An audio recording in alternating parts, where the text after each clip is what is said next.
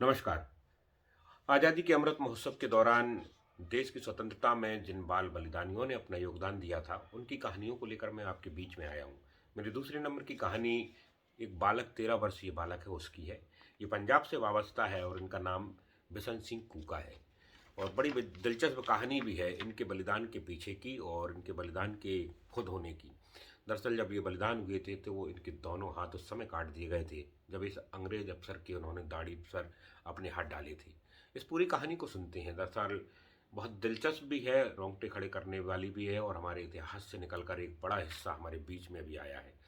दरअसल 1857 की जब क्रांति विफल हुई तो अलग अलग तरीके से अंग्रेजों ने अपना दमन चक्र चालू किया ताकि दोबारा से भारतीय उनके सामने सर न उठा सकें।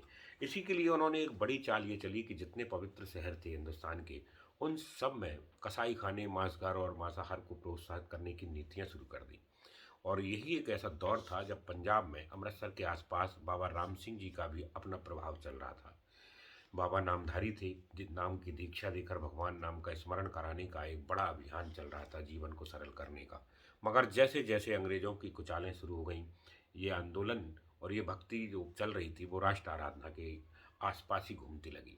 लगातार अंग्रेजों ने लाहौर और पंजाब के कई स्थानों को जब खराब किया, इसी दौरान जब अमृतसर में उन्होंने अपनी इस मांसाहार की योजना को शुरू किया और बड़ा एक कुचक्र ये चला कि पवित्र दरबार साहब के सामने ही कसाई खाना खोलने का जब प्रयास किया तो दो कुका सरदारों ने उन गायों को कटने से पहले ही कसाईयों को मार दिया। तो ये आंदोलन और उग्र हो गया। साथ ही कुका आंदोलन और अंग्रेजों के बीच में एक बड़ा संघर्ष भी उत्पन्न हो गया। दरअसल कुका कहने के पीछे बड़ी कहानी ये थी कि ये लोग जब भगवान का नाम वाहिगुरु कहते थे तो एक प्यारी ध्वनि निकलती जो कूक की तरह होती थी, इसलिए इन सभी लोगों का नाम कूका पड़ा। और कुका आंदोलन ही इस नाम को दिया गया है, पूरे समग्र समर को नाम ही ये दिया गया था। दरअसल ये जब बढ़ा और अमृतसर में गौमांस की शुरुआत की तो बाबा राम सिंह का सब्र भी जवाब दे गया और संघर्ष की बिल्कुल सीधी सीधी स्थितियां आ गई। उसके पहले बाबा स्वदेशी को लेकर काम करना शुरू कर चुके थे, लोगों को जगा रहे थे कि कैसे भी करके अंग्रेजों के खिलाफ माहौल बनता रहे। बाबा ने एक तैयारी भी की थी राम सिंह जी ने कि न केवल कूका आंदोलन बल्कि और हिंदुस्तान की जनमानस को इकट्ठा करके प्रयास किया जाए कि सुनियोजित तरीके से फिर एक लड़ाई अंग्रेजों के खिलाफ लड़े जाए। और बाबा के इस बढ़ते हुए प्रभाव और इस आंदोलन के कारण अंग्रेजों की चिंताएं भी बढ़ने लगी थी। 1963 में जब ये आंदोलन शुरू होने वाला था तो भेड़ी कस्बे में बाबा को रोक दिया गया और इसी दौरान ये आंदोलन चलता रहा। हुआ ये कि एक मेले के दौरान एक गौवध के कारण स्थितियां और खराब हुई और जो योजनाबद्ध तरीके से होने वाला आंदोलन पहले ही शुरू हो गया। बताया जाता है कि सीधे संघर्ष में अंग्रेज भारी पड़े, रसद और सेना बहुत ज़्यादा थी। कुका सन्यासी उतने नहीं थे। करीब करीब 154 कुका सरदार या कुका आंदोलन के लोग इस मामले में पुलिस के हत्थे चढ़े, उनको बंदी बना लिया गया। 86 कुके पहले ही दिन बलिदान कर दिए गए। सेठ 68 लोगों को बंदी बनाकर लुधियाना का डिप्टी कमिश्नर कावन उनको बंदी बनाया और तोप के मुंह के सामने लड़ा दिया और उनको जनता के सामने उड़ाने का आदेश दिया। जनता की उपस्थिति में उनको पंक्तिबद्ध खड़ा कर दिया गया। 49 बंदियों को इस सजा से कर भी दिया गया, उनको उड़ा भी दिया गया। इन्हीं लोगों में एक 13 साल का बच्चा आता है जिसका नाम बिशन सिंह कूका है और यहीं से उसके बलिदान और उसके शौर्य की कहानी शुरू होती है। जब इस बच्चे को तोप से उड़ाने की कहानी शुरू होती है या आदेश दिया जाता है तो कॉमन की पत्नी के हृदय में दया जागती है और वो उससे कहती है कि इस बच्चे को तोप से न उड़ाया जाए।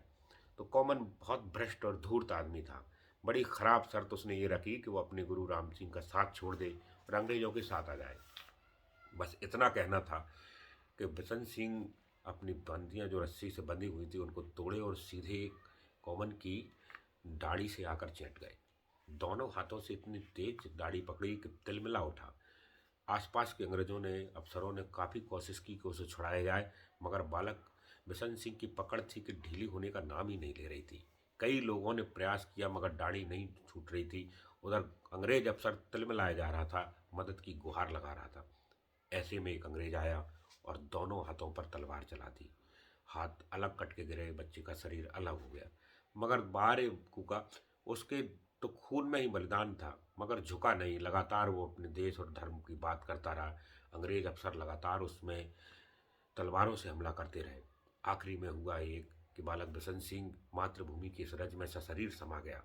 तो एक ऐसे बलिदानी जो कुल 13 वर्ष के हैं और उनमें अपने देश, मातृभूमि और उसकी रक्षा का इतना साहस कि न केवल वो विचलित हुए, उनके नज़रों के सामने सैकड़ों लोगों को तोप से उड़ा दिया गया, मगर शिकन नहीं आई। खुद पर भी वार किए गए, दोनों हाथ काट दिए गए, मगर आह नहीं निकली। तो ऐसे वीर बलिदानियों की परंपरा से हम लोग निकल कर आए हैं। आप लोगों ने इस कहानी को सुना। ये अगले दिन फिर किसी कहानी के साथ। बहुत बहुत नमस्कार।